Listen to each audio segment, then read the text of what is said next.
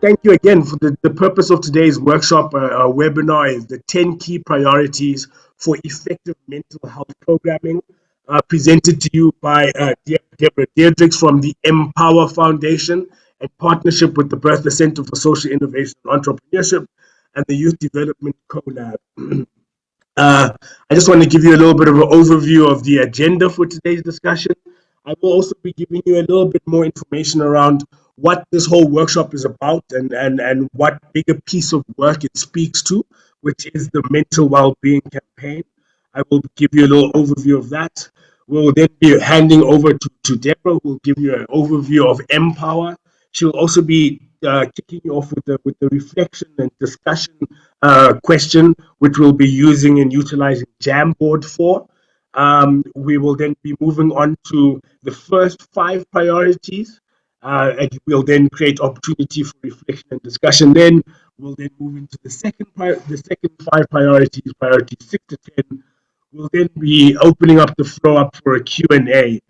And apologies if my voice is coming across uncomfortably in your ear. I'm fighting a little bit of a flu, or what I hope is a flu. I am going to a PCR test later. So please, fingers crossed for me on that front. Can everybody hear me clearly? I just want to double check the chat. As I mentioned at the beginning, this piece of work, or rather this workshop, forms part of a wider piece of work that at the center that we're running through the youth portfolio, and that is the mental well-being campaign. The mental well-being campaign, we are now towards the end of it. There's 3 more months. Was established through the Bertha Center and had 3 high-level objectives. And the whole idea behind it was, how do we also look to holistically develop and support our young people? Through the center and through the portfolio, we have other projects that directly involve young people. And we thought that if organizations are looking to develop young people, particularly entrepreneurially, and to help them with employment competencies, and are not looking to take into account the mental well-being, and some organizations, some people call it the soft skills, the soft side into consideration, then what we're doing is we're building on a shaky and unstable foundation. And if you're really looking to effectively work and develop young people, the whole idea behind it was that we, working within the youth development space, need to take into consideration the mental well-being and, as some people say, the softer side into consideration, so that we can start looking to develop our young people a lot more holistically and start developing them with the tools that they need to be able to survive and deal with this crazy thing we call life. So, as I mentioned, the campaign has 3 high-level objectives. The first is to emphasize the importance of mental health and psychosocial support for young people. The other side of that coin is to highlight the growing concern with relate to mental health issues over the last 2 years. Second is to share best practice. So what is it that organizations have been doing? What is it that organizations have found that they have that have achieved success within their locations and their context? And how can we look to transfer that and share that across the space? This workshop speaks to that second objective in sharing best practice. So again, how do we look to begin to share and bridge the information gap so organizations and people currently doing the work with young people are better empowered and equipped to manage and deal with some of the issues that young people are beginning to present? And the third is to explore if there are any policy level interventions required that would make it easier for the delivery and uptake of youth-focused psychosocial support. I will get to that a little bit later. Don't worry, I promise I won't be talking too much for some of you thinking, oh no, when are we getting into Deborah's part, which is why you're here. We'll be jumping to that very shortly. I think it's also just important before I do to highlight and thank all of the partners that have joined the campaign so far. For anyone who's only hearing about the campaign right now, this is the point of me sharing this overview. There still exists an opportunity for you to join the campaign and to add your expertise. We at the Bertha Center are not mental health practitioners. We're not psychologists. We're not psychiatrists. We're not, for the most part, experts. So what we are looking to do is rely on the experiences and opinions of people working within the space so that we can improve this offering. Again, this is a little bit more of our partners. Thanks again, and I hope you're all here joining us today. I just again want to quickly go through what we have left through the campaign. This in front of you is our content planner. As mentioned, the campaign has been running since last year. Each month of the campaign has a specific theme. This workshop is kicking off our March theme, which is innovative solutions and showcasing best practice. So again, how do we begin to show best practice? What is it that organizations such as Empower, which have achieved success, what is it that they've been doing that we can bring to the ecosystem to share? As mentioned, the March theme is innovative solutions and showcasing best practice. In every month, we will be sharing some content that relates to that specific month. So for this month, as I mentioned, our key piece of content is the workshop, which will be led by the Empower Foundation with the focus on the 10 key priorities for effective mental health programming. In March, at the 17th of March, we will also then be sharing content that relates to that theme. And on the 24th of March, we also will be sharing, throughout the campaign, we have interviewed young people and gotten some answers from them on their relationship and experience and journey with mental health. Next month, our theme is caring for the carer. So how do we begin to take into consideration those who are operating at the coalface, and how do we take care of those who are supporting young people? And we will also be having a workshop next month on basic counseling skills. So please do follow our social media for that. And at the end of that month, we'll be having our last workshop on ecosystem mapping. So how do you then begin to understand what exists in your system, who exists in your system, and how do you begin to work closely with them? If you would like to know a little bit more about this, please do reach out to the Bertha Center Youth Development Team, or you can email the Bertha Center. You can send us a message on WhatsApp or on social media, and our comms team who manage that will put you in connection with me and my colleague Simniwe. So just one last thing about the layout of today's session. Let me make sure that I'm on the correct slide.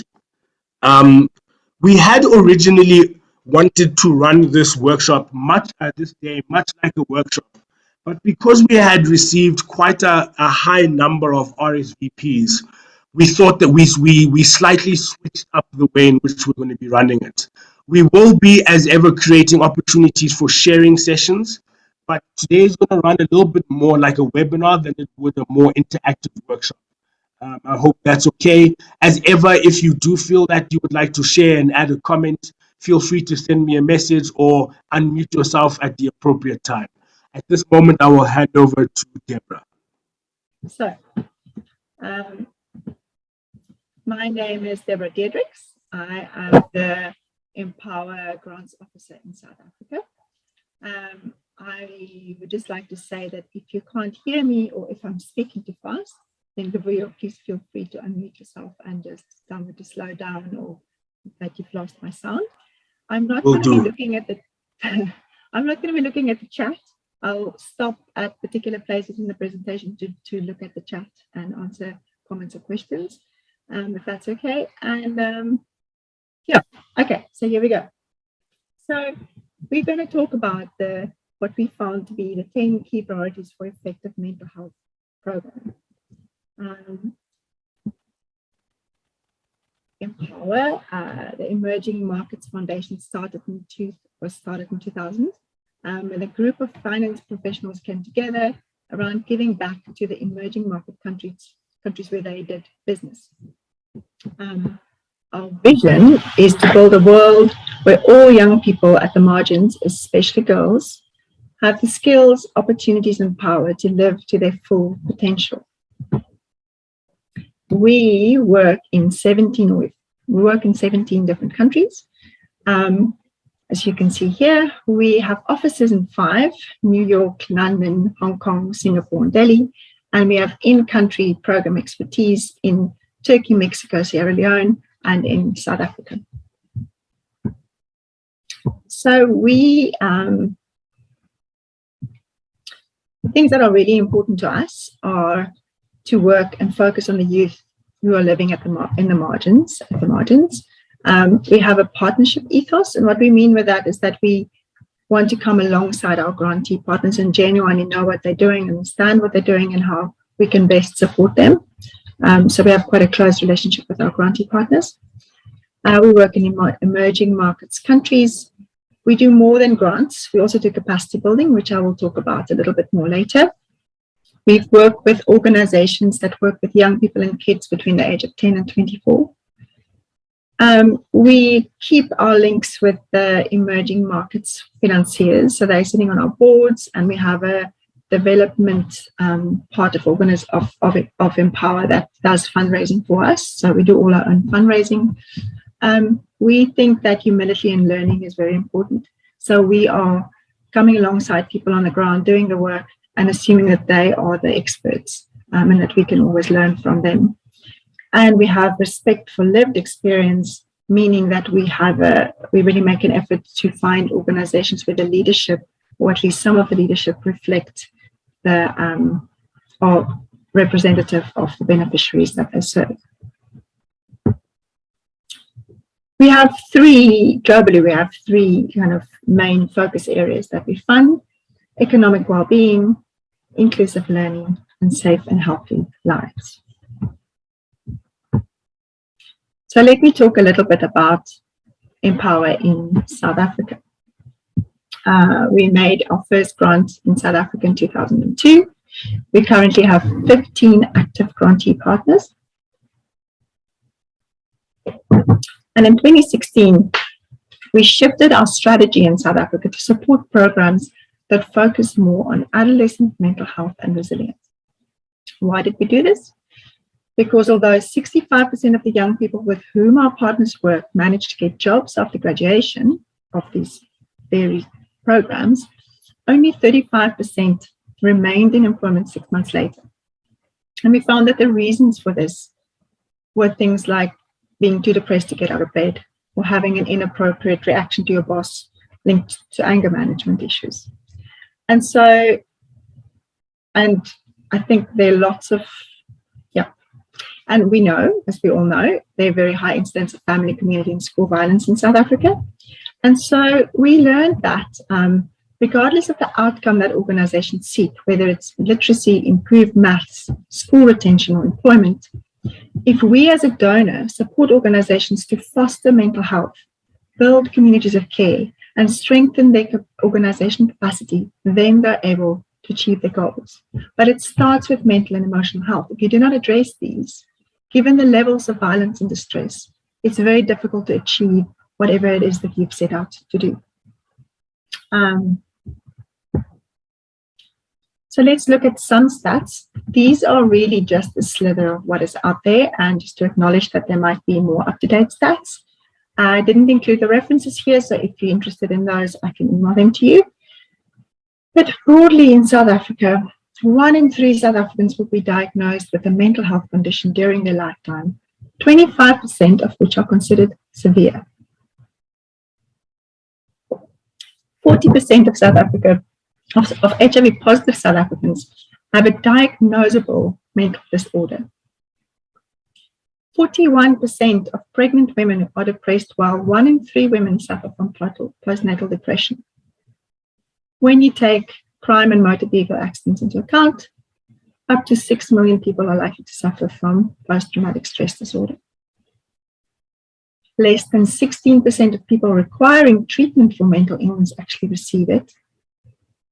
And 85% of patients depend on public health sector services, yet there are only 18 beds for every 100,000 people available, and only 1% of these are reserved for children and adolescents.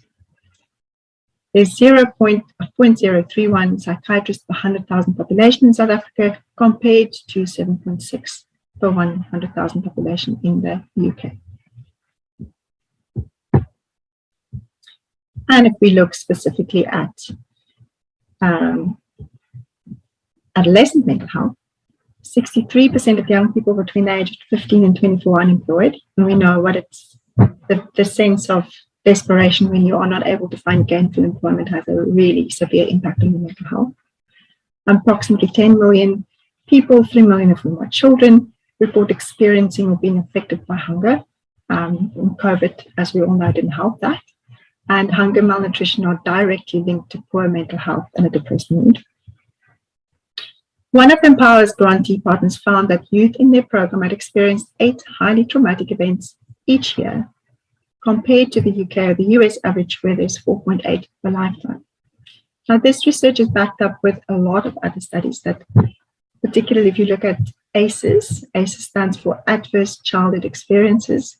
There's very clear evidence that both the kids who grow up in resource-poor settings in South Africa, in particular, experience a very high number of adverse childhood experiences, and that ACEs, these experiences, impact on the brain, leading to poor emotional regulation, greater impulsivity, learning difficulties, and physical and mental health problems.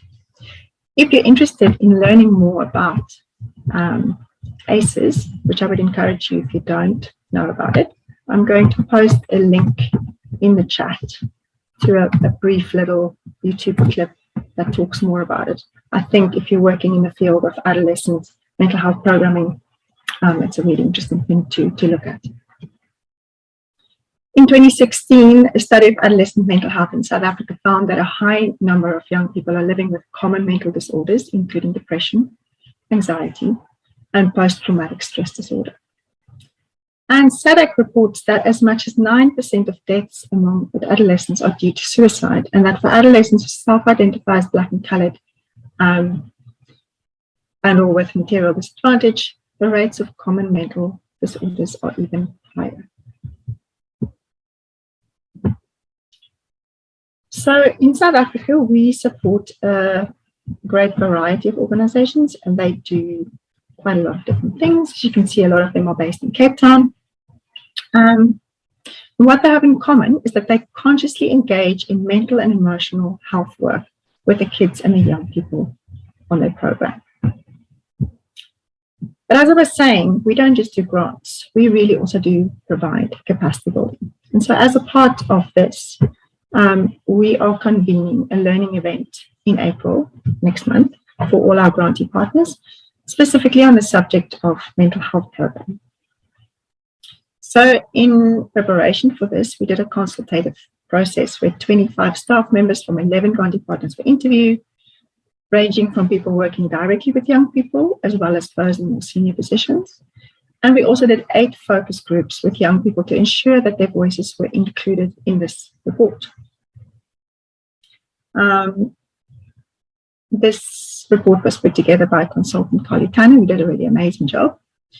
And out of this report came the 10 priorities that I'm going to be sharing with you today. This report's not yet public. We will publish a public report after the learning event, which will then combine the consultation with the learning event. Okay, so at this point, I'm going to go and look at the chat and see if there are any questions that I can answer. Or if you have any questions, you can now post your questions in the chat, or you can come off mute, and that will be managed by Lavrio. If you have any comments or questions at this point. Thank you for that, Deborah, and I feel really lucky that we get to see it before it's been published. It's nice to be a VIP. Just raise your hand and I will notice it and prompt you to unmute yourself if you have any questions or comments so far.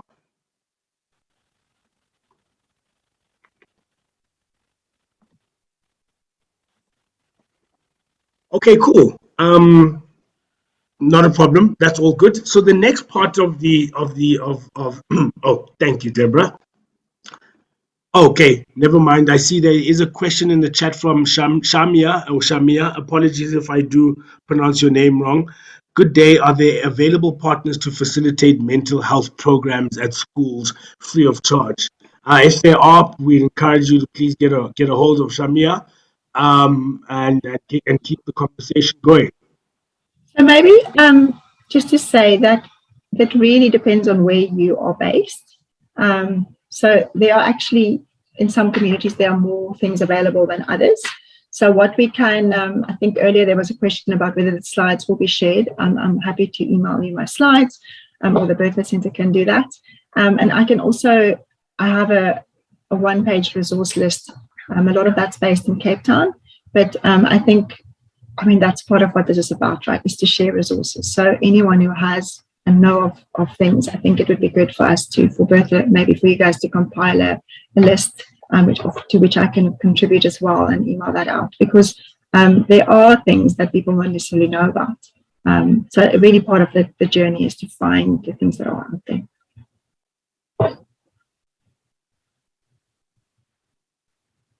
Okay, there seemed to be another one there from Doff. Can we also differentiate between mental health and mental well-being? Very important for addressing the stigma attached to mental health challenges. Indeed, and Doff, would you? Sorry, go ahead. That's a very good point.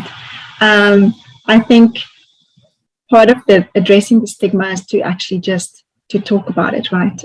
So when we talk about mental health, we don't, I think often people think psychiatric illnesses, and mental health spreads the spread of you know, if we talk about emotional, if we talk about physical health, mental health, it spreads the scope.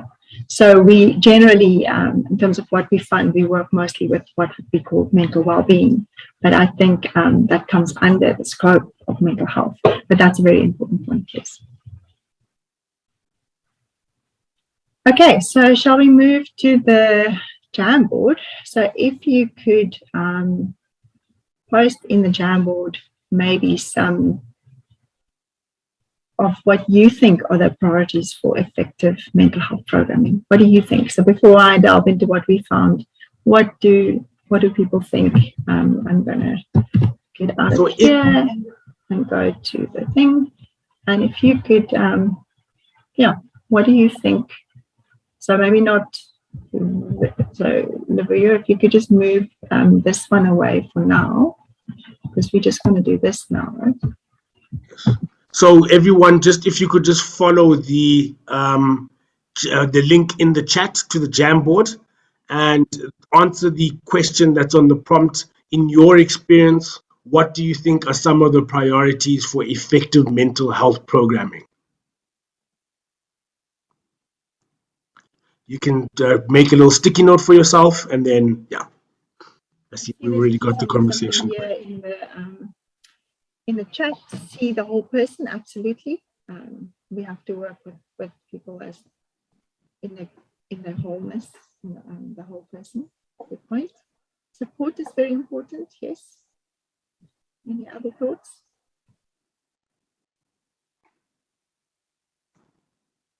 Creating a safe space, yes, that's very important. It needs to be accessible.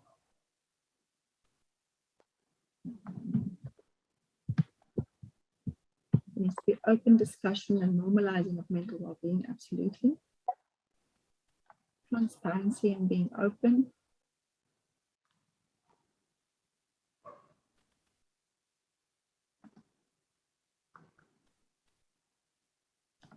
To recognize that key players such as teachers and educational leaders are key agents in promoting a culture which is supportive, absolutely.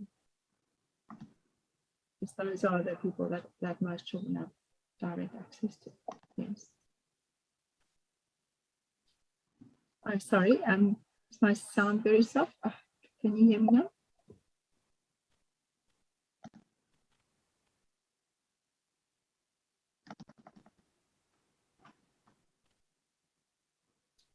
We need education around mental well-being, absolutely.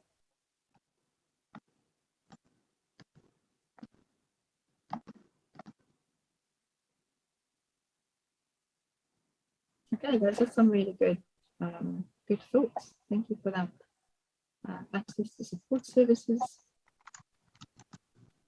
There should be people within the environment of the children, in the context. So if you don't want to use the Jamboard, you're really welcome to also just use the chat function. That's not a problem, Mark. Maybe could I encourage you to maybe unmute yourself and share your input now? Universal supports, hotlines, counsellors, Safe content. multi-tiered interventions, having positive relationships, collaborating with other organizations, absolutely. Best practice around reducing stigma. Yeah, these are all great. Support for the families as well, yes.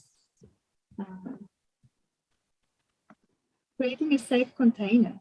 Yeah, having ongoing initiatives. Creating a safe environment which is conducive to counseling. Comprehensive linkage to care process and follow-up services to allow for holistic. And yeah, I can't read the rest of that, sorry. More effective career counseling and work placements. Is direction and purpose seem important? Yeah.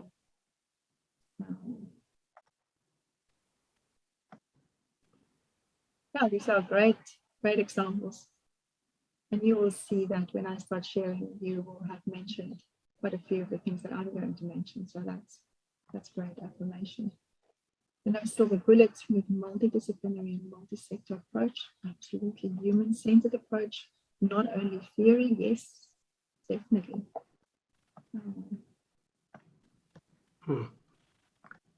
Right. Awareness around social media toxicity, yes.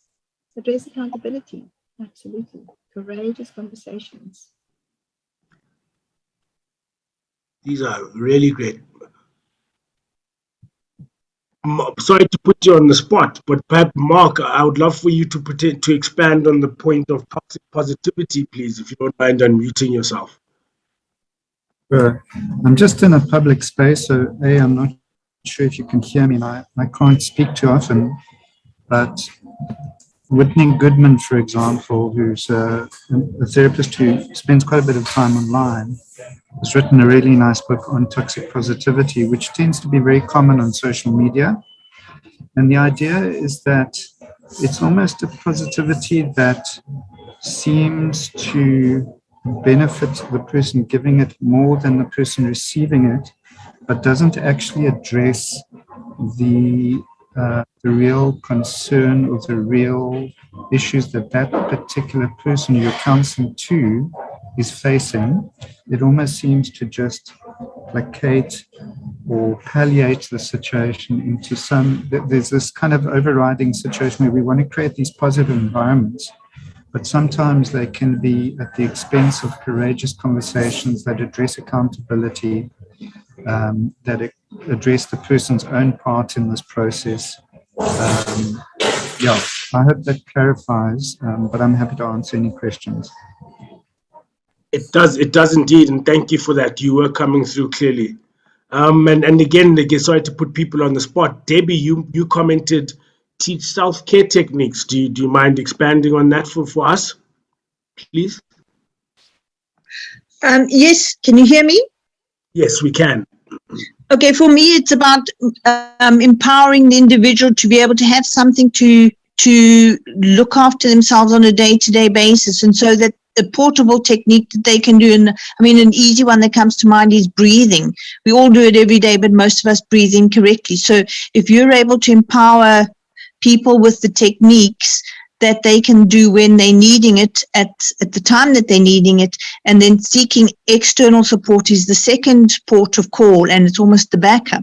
But if you empower the individual to start taking care of themselves, and or as an individual or in a small group, then you've got a significant ripple effect of that going out into families, communities, and the bigger environment. Thank you so much for that. And I mean, you mentioned the breathing aspect of it. It is quite amazing once you realize how badly most of us breathe, actually. And you mentioned it rather simply there, how important it is to be aware of your breath and teaching those simple techniques. Someone earlier on in the Jamboard said awareness around social media toxicity. And I wonder who that was and if they wouldn't mind unmuting and sharing a little bit more about that.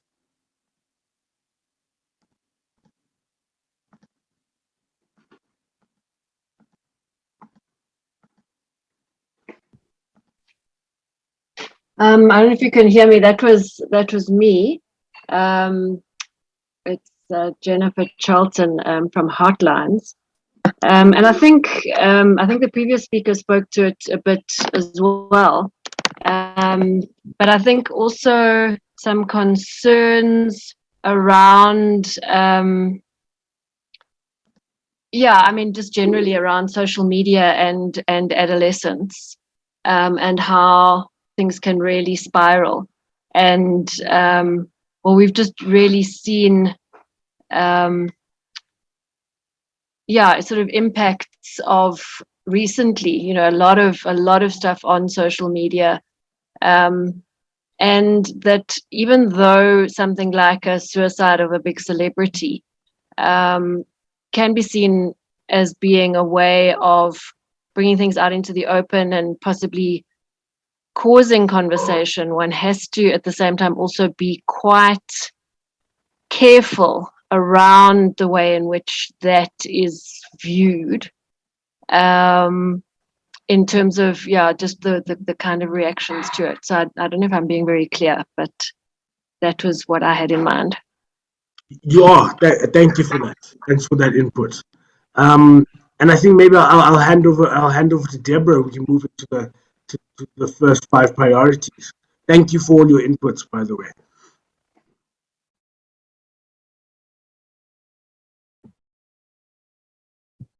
Hey, thank you guys. That was really interesting. And I think you will see a lot of the things that you guys have mentioned will actually come up in the in what I'm going to be sharing now. So, number 1, it's kind of an obvious one, but I think it's important to mention it. We're going to work with children and adolescents' mental health, mental well-being. We need to start by meeting the basic needs. Children need to feel safe. They cannot have conversations about how they feel while the bullets are flying, or while they're scared, if they're scared that someone's going to come in and take their stuff or attack them. So there needs to be a physical safe space, which is one of the things that you guys mentioned. And from the perspective of trauma, if you're not fed, you cannot do emotional work, because you're in survival mode. You cannot do emotional work when you're in survival mode.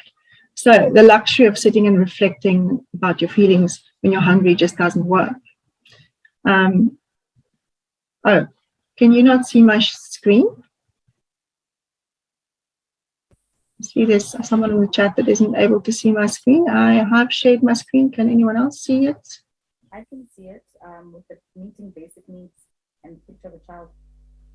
Okay, everyone can see. Okay, cool, great. Okay, so that's the first one. Very basic, very important. Number 2, having at least one caring adult that young people can turn to. Every single one of our grantee partners mentioned the importance of this, the importance of having a safe, caring, reliable, emotionally mature person who knows you by your name, who's genuinely happy with you when you pass a test, and genuinely sad with you when you're sad, that's consistent, that doesn't gossip about you when you turn your back, and people who have an understanding of the context in which you're living. This is a really, really important part. It makes a massive difference to children's ability to grow and learn and change, is to have one caring and safe adult. The third one is listening to youth voices, listening to what they think is relevant and what they think they need, and including young people in program development processes. You need to work with young people in such a way that they inform what you're doing with them. So whatever you are doing, ask young people about what works, what do they think is working about this, and what doesn't work. What do they want more of? What in the way that the staff engages with them do they love? What puts them off? And if you want to go really wild, is this focus on, for example, job readiness, what they think they most need? Is there something else they would like you to add or do instead? Really just focusing on listening to young people. So I love this picture. This is a lady who is a senior surfing coach at an organization called Waves for Change. And it speaks for itself, right? Having positive role models from your own community is really important. Young people need to have access to staff and mentors who are from their own communities, who've been through similar challenges, can guide and support them in ways that make sense to them. You know, there's a really big difference between a German volunteer coming in and talking about life goals and dreams and what you can do with your life, and someone who's grown up in the same street talking about that, who's now perhaps gainfully employed, whose life has taken perhaps a different trajectory from their peers. And then number 5, having access to practical tools, practical, and you guys mentioned this as well, practical ways of processing emotions, practical tips for being in the world, building children and young people's emotional repertoire. How do they communicate their needs? Self-regulation, reflection, self-expression, breathing, as you guys have noticed. So ways of not just working with them here, but also that they can take home, that can help them out there. So I'm going to stop again for a second and just look at the chat box to see if there's any. And there's someone who's saying that they are working, coaching and mentoring school principals in the Western Cape.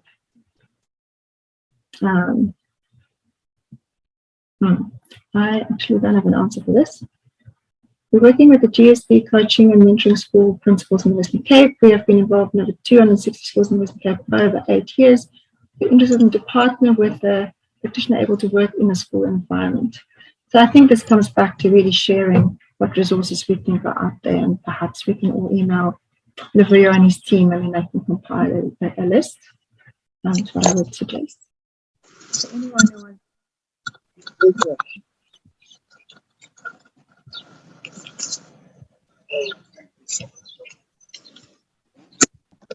I think someone perhaps unmuted themselves.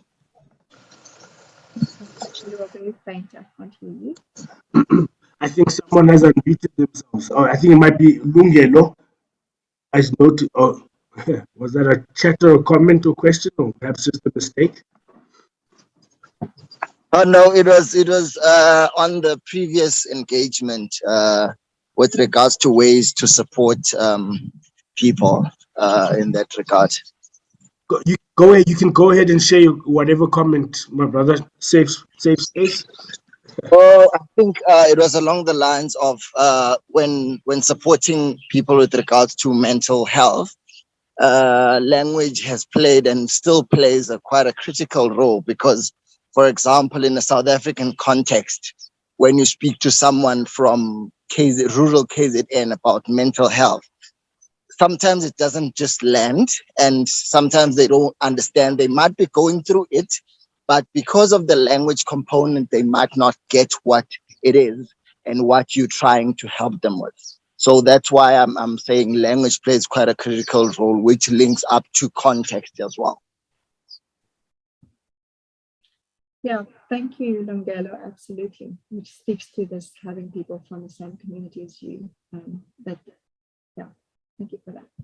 So the next question that I would like to pose is, if you think about these 5 priorities, how do you think you could implement them in your specific context? Go back to the picture board, which is So if you're struggling with the Jamboard, I noticed earlier that a few people were. You feel free to comment, add your chat to the Zoom chat or comment. But in general, on the left, there's a whole bunch of little icons, starting with a pen, a little rubber, a select button. One of them is a sticky note tab or function. You just click on that sticky note function and you add it to the board. So maybe just to run through them again, the 5 priorities are, I'm pretty sure that if you're working in nonprofits, you probably already are creating safe spaces and feeding kids. I think it's quite a basic thing. So meeting basic needs, having one caring adult, listening to youth voices, having positive role models, and having access to practical tools. So maybe share with us what you're already doing, or how you think you could implement some of these in your organization, and particularly in your context. I know that we come maybe from different spaces, and yeah.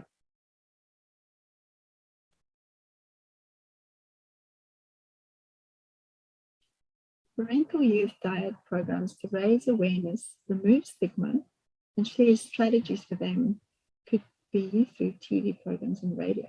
Now, I think if we can pull in the parents, it's always quite a challenging thing, but it's such a worthwhile. If you can pull that off, and I think there are ways to do that that works, and it's just that's a wonderful thing. We've seen a lot of really good impact when programs are able to pull in the carers. Sorry, Deborah, there was just one or two comments around the sound coming through a little bit faint. So wondering if you could just... Sorry, guys. Is that all right? I'm not sure why my sound is fading. That's better, yes. Ask young people what they want and how they want it. Yeah, exactly.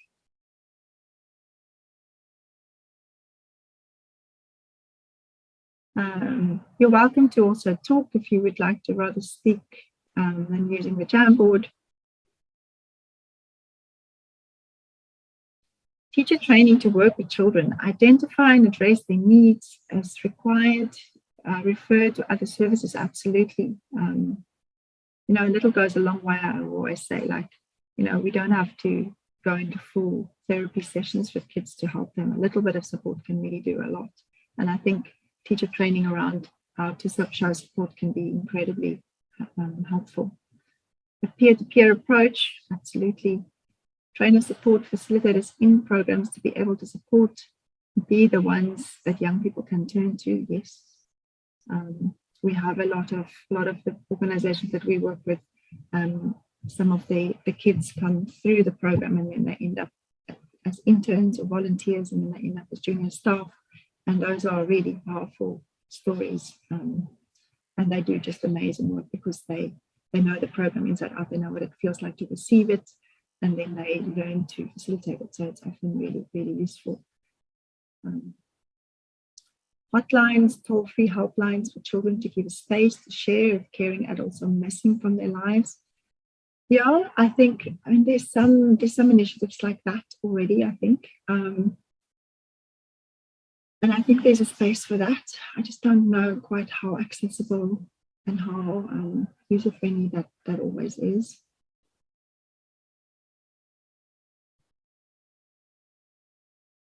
Different methodologies such as edutainment, absolutely. Bring kids in through things that they're already interested in. Someone commented on leveraging tech, very similar. Yeah. Oh, yes. Using nature, I love that. Yeah, absolutely. Being outside in a safe space, in a green space, in nature is super powerful. Complement mental health services with non-traditional types of support like sports and activities. Yes, a lot of our organizations use sport as the base, the entrance point. Cool. So maybe I should move on to the next 5. Moment of truth. Time to see how many people got it right. No, not that that's... Yeah, it's really interesting how you guys are affirming the research that we found, because you're saying a lot of the same things. One of the themes we're dealing with is that of wounded leadership. We're expecting leaders who themselves are struggling to deal with mental health to be caring. Important that we capacitate our leaders, absolutely, and that's going to come up in the next 5. I think that is very important. We cannot, if we ourselves are triggered in the conversations we have with young people, we need to work with those triggers. We need to work with our own stories, absolutely. Absolutely. Okay, let me go back to my presentation. So number 6, we need to provide access to opportunities. Some of you have mentioned nature. That's really important. If you've never been out of your community, to be taken out of your community, to just be in a different place. Be that a nature walk, experiences where you meet people, other young people from other areas, job shadowing. It's just a really important thing that young people have access to opportunities and given a chance to spend time in new spaces, to broaden their perspectives for the world and to take them out of their comfort zone. Really being taken out of the community can really change your life. So really important. Trauma-informed practice. So, you know, given the high levels of violence and trauma in South Africa, we need to have staff that has an understanding of the impact of trauma on young people and who work in ways that are trauma-informed. So we should ideally be providing trauma training. You know, because, you know, it's one thing to get young people to be comfortable and safe and trust you and open up to you, but then what do you do with that? And we need to know how to contain and manage and hold that space. And we need to be really careful that we don't cause secondary trauma. So there's an organization called R-Cubed. I'm going to put a link in the chat. I think they do some really good work and on trauma-informed practice and training for that, that I found. Then number 8, programs that are gender sensitive and intentionally break down stigma. And it's important that we acknowledge how gender impacts mental health. Programs should be facilitated in such a way that all young people, regardless of their gender, feel emotionally and physically safe, for girls to feel safe, for the relationships between girls and boys to be safe, to break down stereotypes, to talk about gender-based violence. And then, you know, young people are often re-traumatized when they seek help from adults because of stigma and discrimination. So really just to be gender sensitive. Number 9, we need to strengthen networks of support and referral systems, which I think has also come up quite a lot from you guys. We know that there are not enough places to refer young people to, and particularly for psychiatric things, but even just for counseling, it's really few and far. But there are things, and I think it's important for us in our communities to know what is out there, where organizations specialize and what they specialize, and then very importantly, how to refer, make sure that our staff knows the referral procedures. And I think it speaks to what I was saying earlier and what you guys have talked about in the chat as well. Maybe we can, part of what this process could be is for us to make a resource list. I think that's a really good place to start. And then the last thing is to advocate for improved services. To advocate for quick and relatable care that acknowledges young people's unique needs and challenges. To advocate for access to services that are youth-friendly, accessible, affordable, and tailored to the needs of young people, fighting for increased government spending on this very important thing. So those are my 10 things. You will see that they are very basic, and I think on some level, you know, it's back to basics. It's that these are the important things that our grantee partners found, and that I think is backed up by other research. Now again, going to make space for questions or comments, and maybe, you know, maybe we should just open to the floor and people can have their say. We have actually, so we've had 129 people actually registering for this event, which is why we shifted it to a webinar.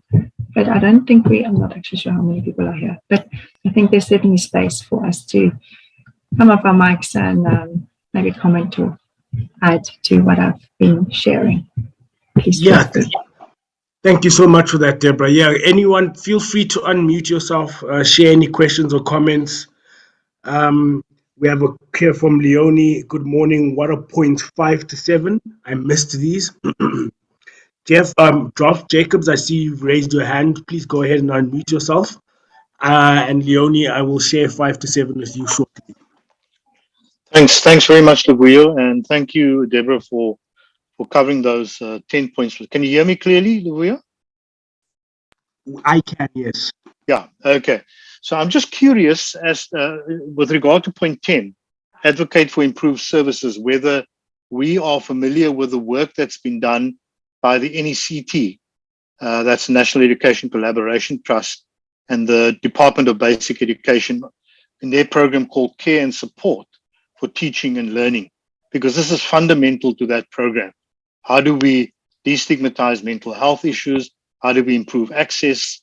How do we make sure that in our schools we have educators and educational leaders that can provide care and support, the psychosocial support aspects of what's happening in our schools? And I'm just curious as to whether you're familiar with that and whether we're part of that, because it seems to me that the more organizations such as the organizations represented on this platform can participate in those programs, the more effective we'll be in addressing this huge challenge of mental health issues, particularly amongst young people in our schools.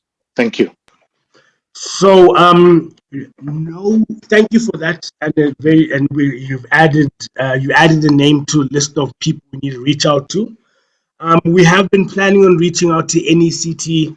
To one of the call to actions that we're hoping to come out of this campaign is to get a call to action to both DSD and DBE for more social workers to support schools. And one of the partners that we've reached out to for assistance in that is the NECT. But with that specific piece of work that you mentioned, we haven't heard of. So I'll also ask them about that to see how we can also get conversations and collaborations going. So thanks for that input. Question from Neil. Is the research that you did to come up with the 10 priorities available to see? Deborah, I'll hand that over to you. So the report, so we did a consultation report in order to prepare for a learning event that we're doing in April. And once we've done, and that's where the 10 priorities come from. So once we have done our learning event, we're going to have a combined report, including the research we did in order to prepare for the event, and then what comes out of the event, which focuses on mental health programming.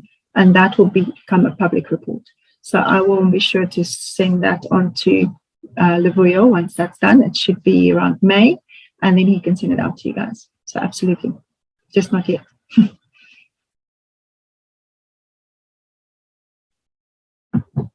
There was another question here about HIV and mental health.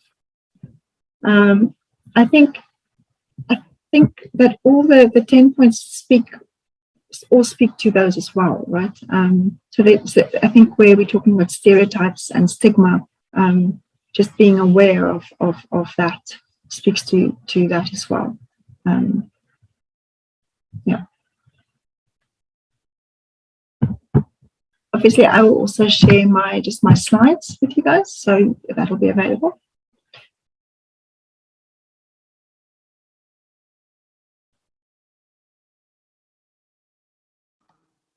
All right. Doesn't seem like there's any more questions or comments. Just a comment. Ongeziwe, do you mind unmuting yourself, or are you happy with me just to read out your comment?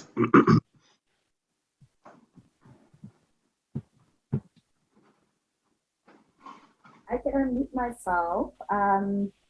And my comment is just around how useful this information is. Thank you so much, Deborah, for that. I can already kind of identify synergies between the work you do and the work that I'm currently doing. So I work for an organization called the Learning Trust, and we are a funder in the after-school space, but also work to support the organizations we do. And we have a lot of capacity support there. And with working with the youth or youth-led organizations this year, one of our focuses as well is around mental health. So this information today has just been giving me like a lot of ideas around how I can support our grantees, particularly the volunteers or facilitators there, so that they can better support the learners in the program. Yeah, happy to have joined today. And yeah, this is a great space. Thanks, guys. Thank you, Ongeziwe. Yes, thank you very much. In wrapping up, I just thought it very important as well to perhaps share a little bit more information about our third partner on this for this workshop, the YD Collab, Youth Development Collab. The Youth Development Collab is I can, let me also take a moment to just share my screen with everybody so you can have a better appreciation of what I'm talking about. Can I Yes. just, sorry, can I just, I think if you just wrap up I just want to do my last, I just want to do my acknowledgements and then Oh yeah, sorry, please do. Sorry about that, Deborah. No, it's fine.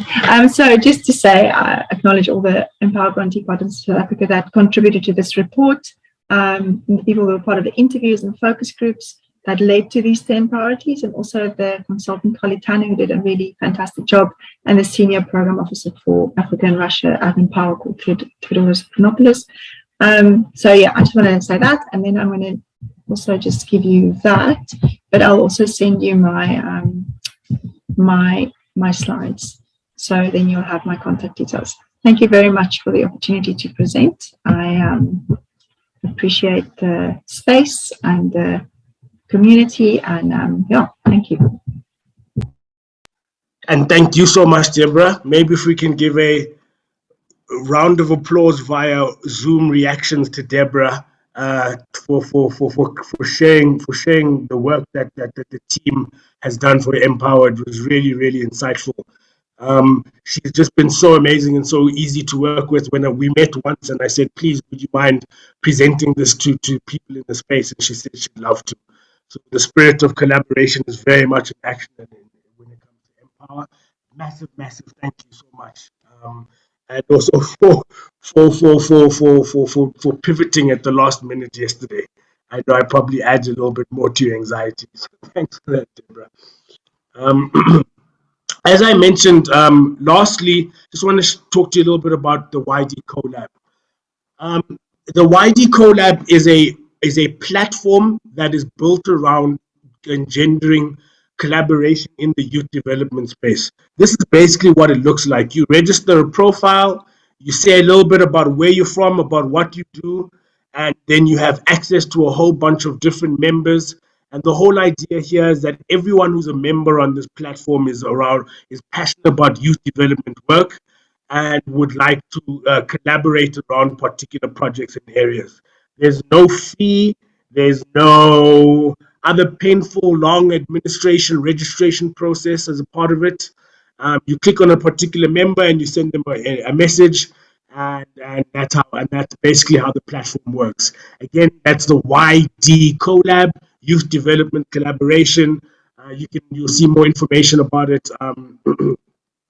Excuse me, on our website, or again, you just go YD Collab. And again, it's just for anyone wanting to know who's in the ecosystem and how they can collaborate with them. Thank you very much again for everyone for joining. Enjoy the rest of your afternoon.